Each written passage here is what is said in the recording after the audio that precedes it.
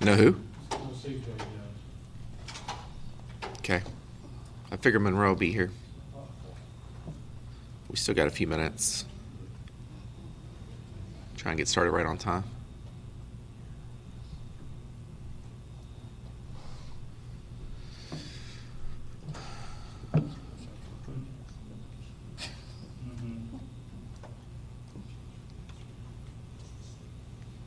So Paul, one of the reasons why we're excited about this room is that we don't share it with the Air Pollution Control District.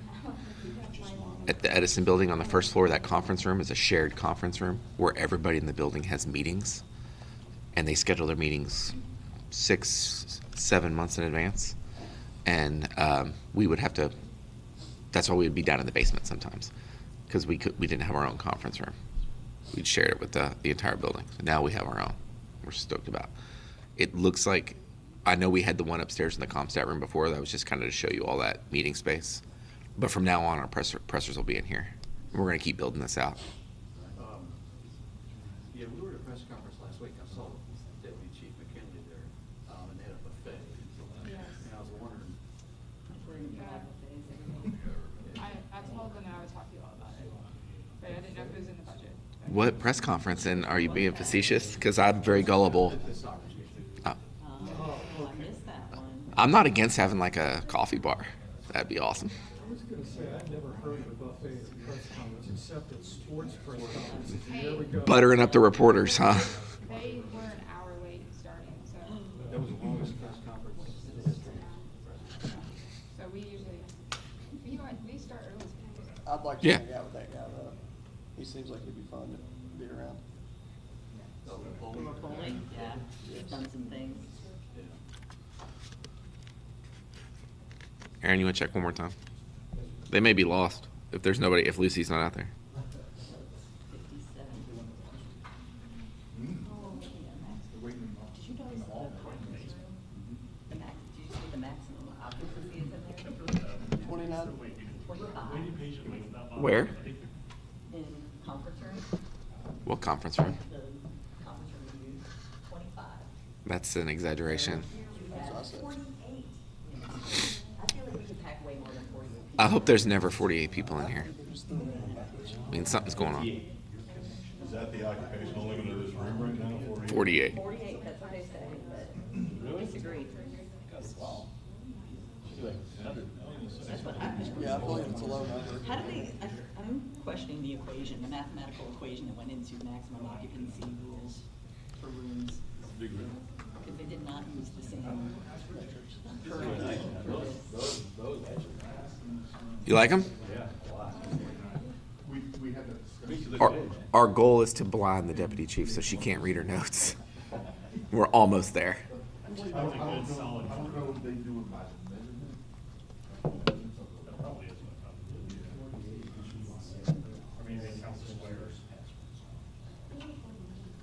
Just make sure you're not a sport, but 50th person. Just come in and stick up. Because you won't be allowed in. Oh, fire marshal. We'll secure the scene before they get here. Terrible cop joke. Okay, I think we can go ahead and get started. So I'm going to turn it over. Oh, first of all, welcome to our press conference room. This is where we'll have our biweeklies and our one-offs from here on out. In just a second, I'm going to turn it over to Deputy Chief Emily McKinley, who is going to run the show today. She'll go over crime stats, some homicide updates. We're going to talk about some proactivity with some gun seizures. We're going to show you some pictures of some seized guns. Immediately following this press conference, per usual, I'll make sure you guys have access to all the pictures so you can use them. And then we'll go over a couple more things, and then we'll open up to Q&A, and then we'll get out of here. Does anybody have any questions before we get started? Okay, Deputy Chief. All right, good morning. And it is very bright. Now I know how you all feel at your TV studios. I guess this is how it feels.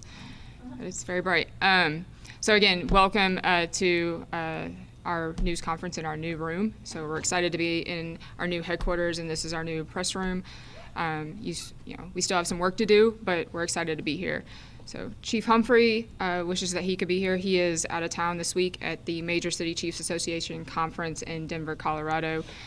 So I will be doing the biweekly this week.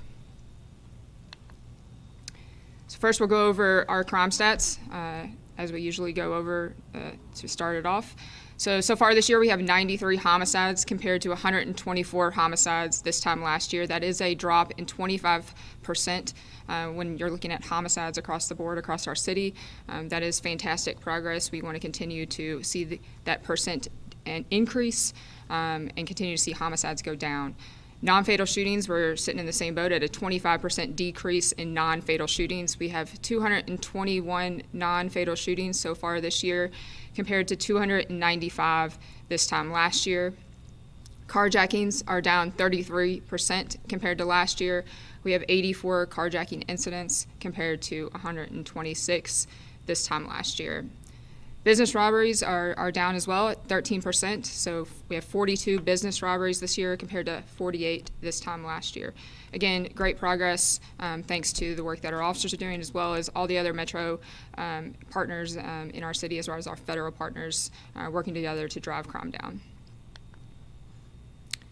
One person that's happy about our efforts is Mr. Lee here. So we were able to charge and indict Mr. Lee on 2 homicides yesterday. So he was charged with his involvement in the homicide of Jeremiah Offit, who was killed on August 13th at 41st and Broadway. He was also charged in a 2023 homicide in on Wilson Avenue, so 22nd and Wilson in July of 23. He was charged with homicide from there. He was already in jail from a homicide this year from St. Matthews, where he was charged with killing his stepfather.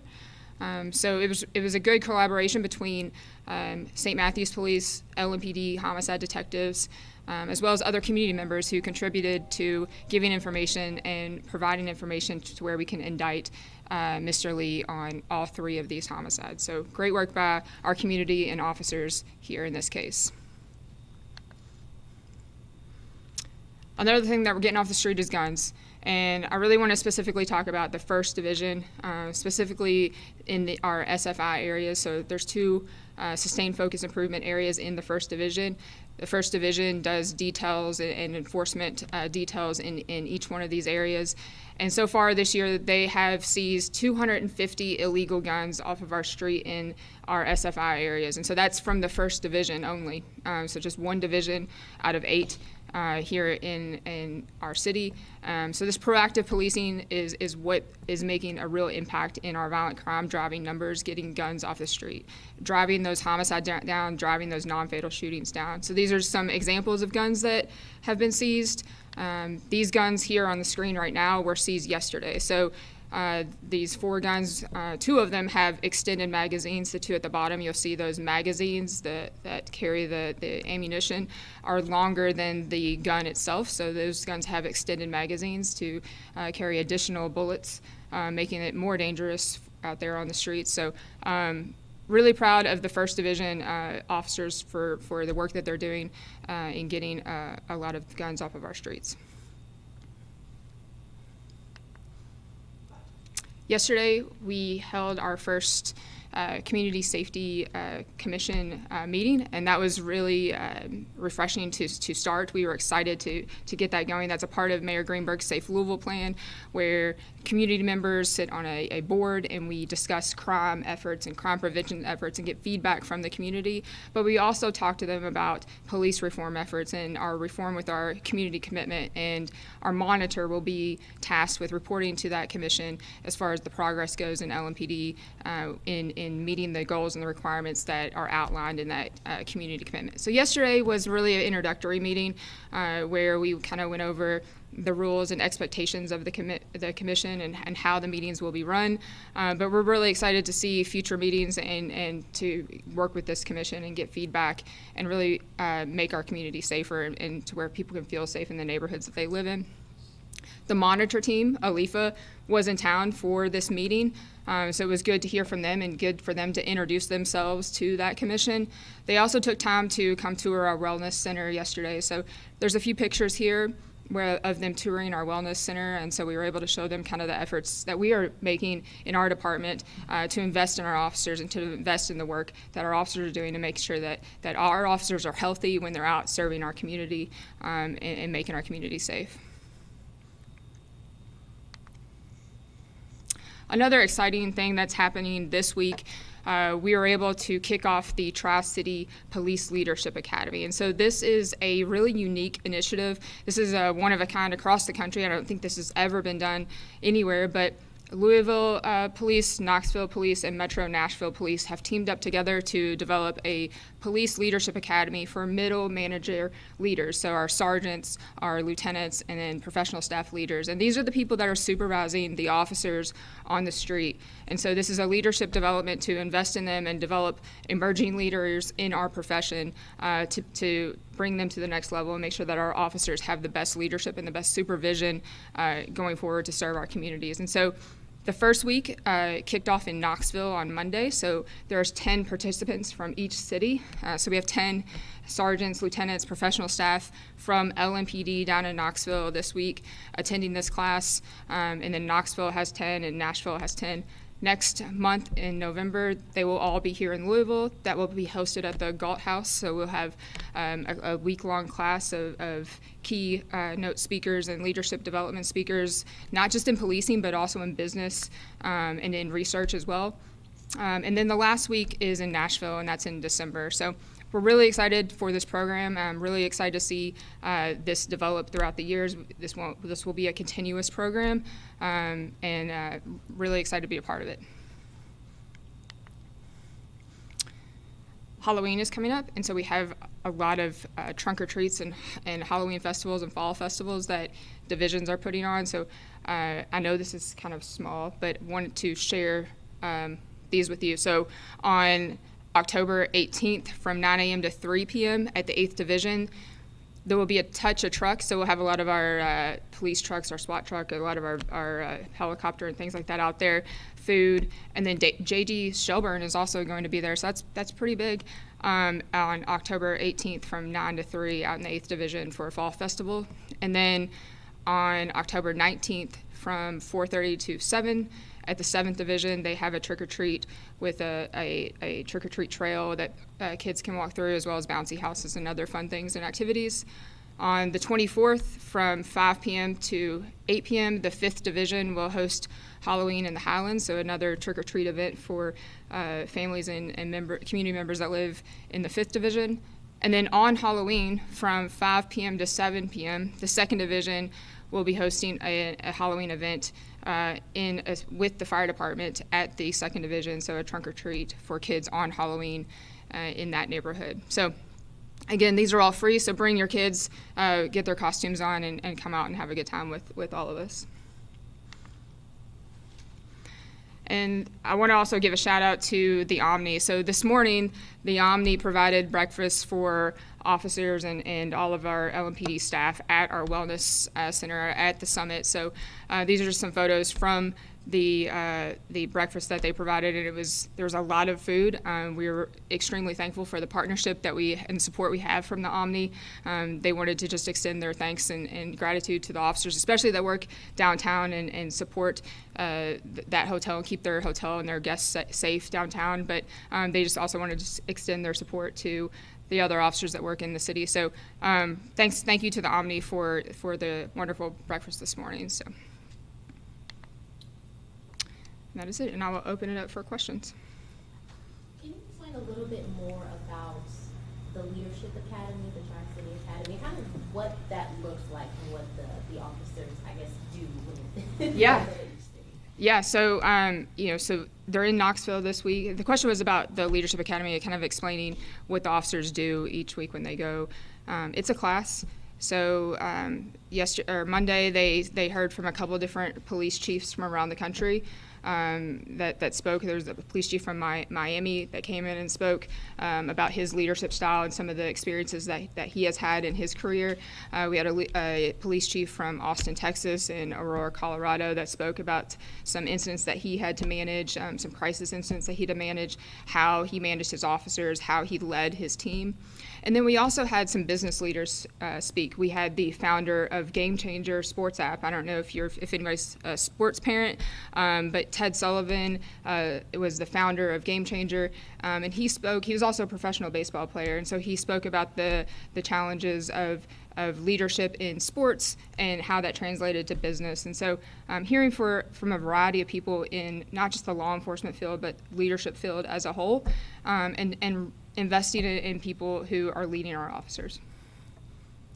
And why those two specific, I guess, Tennessee-based Right. police departments? So the chiefs, Chief Humphrey, Chief Drake from Nashville, and Chief Noel from Knoxville, they have a friendship and a relationship. They were together at another conference and said, hey, we need a leadership development in each one of their agencies. And then they were like, why don't we come up together and put one together with our agencies? We're all about 3 hours away from each other. It's an easy drive, and it gives people the opportunity to get out of their city, network with other law enforcement professionals in other areas, and take things maybe from Knoxville or from Nashville and bring them back here to Louisville, things that they're doing well, and then vice versa. About the seizures of the weapons, could you elaborate on the most recent seizure, how that came about, and how you came into possession of those firearms? So the question was about the seizure of the firearms and if we can elaborate on specifically how we came into contact with a lot of these firearms. I don't know the details behind each one of those stops. I imagine that they are traffic stops or pedestrian stops that officers are doing in the areas that they're told to go. So we have sustained focus improvement areas. I know the 1st Division does details weekly, and where they'll bring all the officers that are working in the 1st Division. They'll do a detail of let's walk the beat, or let's walk around, let's drive around, let's talk to people. And throughout the course of those interactions, they're coming in contact with people who are illegally possessing these firearms. So I don't know how many were traffic stops or versus pedestrian stops or the stories behind them. We can try to get you some more information on those. Are these stops specifically for the purpose of looking for firearms? The stop is for this. I don't know what the stop for each one of those again would be for, but the stop is to reduce crime and to keep the community safe and to make the community safe. And so if people are illegally possessing firearms during a course of an interaction with an officer, that would be one of the products that would come from those stops. Okay, so the firearms was not the initial reason for that stop? I don't know. I don't know the answer to all of that. Yeah. On the indictments of Mr. Lee, this is not the first time where you guys have charged somebody who's already in jail on a similar charge or other charges. Is this a case, or are those cases where it's easier to make a case against somebody who's already locked up because more people are willing to talk now that that person's no longer on the streets and a danger to others? Yeah, that's a really good question. And so the question was, Mr. Lee was indicted on the 2 homicides after he had been arrested by St. Matthews for the homicide of his stepfather. And so are people more willing to talk when they know that the subject is off the street? And I would think potentially yes. I think that does play a role in people feeling comfortable to come forward with information. I know that, there is a fear. It is a risk to speak up, but we still need people to speak up. And so I think that does play a role if you feel that he's in jail for this homicide, and I know some information on this other one, that people might be more likely to speak up. So I think that is a potential possibility. Do you all think Mr. Lee may be involved in other similar crimes? I don't know that. Can you talk about the No Kings rally this week? Yeah, so there is a No Kings rally that is planned for Saturday, And again, we support people's right to free speech and protest, and we encourage people to exercise their constitutional rights, and we are monitoring that event for any sort of threat or potential security concerns. We will make sure that we communicate that to the community if those potential threats arise or if there is an issue. Our officers will be in the area monitoring and making sure that everybody who is there is safe, and that everybody around the area is also safe. Are you guys closing any streets? At this time, there's no plans to close any streets. Any safety tips to parents or kids for Halloween? Sure, just keep your kids safe as far as crossing the street. Make sure we're holding kids' hands crossing the street. Make sure you're not letting kids just go on their own. Wear visible clothing. Make sure that they're not dressed in all black while they're running across the street when it's dark. I know a lot of schools hand out the glow sticks, so I would encourage people to use the glow sticks or flashlights to make sure your kids are visible. And then go with your kids. Make this a time to interact and be with your kids and spend some quality time with your kids instead of just letting them go on their own. I know a lot of kids want to go on their own, but get out there and interact and make sure they're doing the right thing as well. What's the biggest danger to kids on Halloween, or people, pedestrians versus cars? I would absolutely say the biggest danger is pedestrian versus cars on kids on Halloween. Kids are excited. They want to go to the next house. They want to get as much candy as they can. So make sure that they know to look both ways before they cross the street, cross at an intersection, and make sure they're staying with a group. Your data shows that violent crime is down, specifically, shootings and homicides. But can you speak to Louisville kind of on par with 93 homicides right now on a sixth straight year, I believe, of triple-digit homicide? Yeah, so speaking on, crime is down and the potential of having another year of triple-digit homicides. We want to see that number go down. If we can stay under triple digits, fantastic. And I know we're at 93 right now. We still have a couple months left to go. But I also don't want to just chase numbers all the time. I am glad that we're seeing homicides go down. We will never be satisfied. If we stay at 93, we have 0 more for the rest of the year. That we will not celebrate that. That is still 93 people who have lost their lives to some sort of violence that it was unnecessary. And so whatever the number is, whether it's 110 or 93 or 188 that we had a couple years ago, we are never satisfied with that number. Even in 2014, when we had 48 homicides, we were under 50 at that time. I know in 2014, whomever the chief was speaking about driving that number down. And so we're always going to want to keep more people safe. That's our ultimate goal. So whatever the number is, we will never be satisfied with that. Carjackings, the number of carjackings is down. You've reported that consistently this year. Earlier this week, we were talking about car thefts. How are the trends right now compared to last year? Because when we looked at the data that was on the crime map, it looked like there was a ton of them. Yeah, I can get you the number on car thefts as far as the comparison to last year. I don't have that off the top of my head, but I know we did put out something recently in the 3rd Division where there was a group of people who were stealing cars, and we really encouraged. And there was one potential victim, I think, that tried to intervene or intersect that car theft, and we really encourage people to not take that into their own hands. That a lot of these groups are carrying firearms. It is dangerous. Call the police if you see that happening. But we can get you the numbers as far as the trends of car thefts right now. I don't have that off the top of my head. I'm curious about why the number of carjackings is down while we still have so many car thefts. Is that technique, has that proven to be less productive for the thieves? Well, I think this penalty is far more stringent, and I also think carjacking someone versus stealing their car, like, it takes a different type of criminal to carjack someone. That is a pretty intimate crime versus car theft. I think a lot of our car thefts have stemmed from people leaving their key fobs in the car. It starts out as a car break-in, So we're going to go rummage through this car, and I'm going to push the start, and oh, it's turned on, so let's take the car. That's easy. That is easier for someone to do versus go physically to someone and put a gun in someone's face and steal their car. So that takes a whole other set of person to do that type of crime as far as carjacking goes, and I think the penalty is far greater for a robbery first versus an auto theft. So. The key to the Hyundai theft still a thing? It is still happening, and it has gone down, but it is still happening.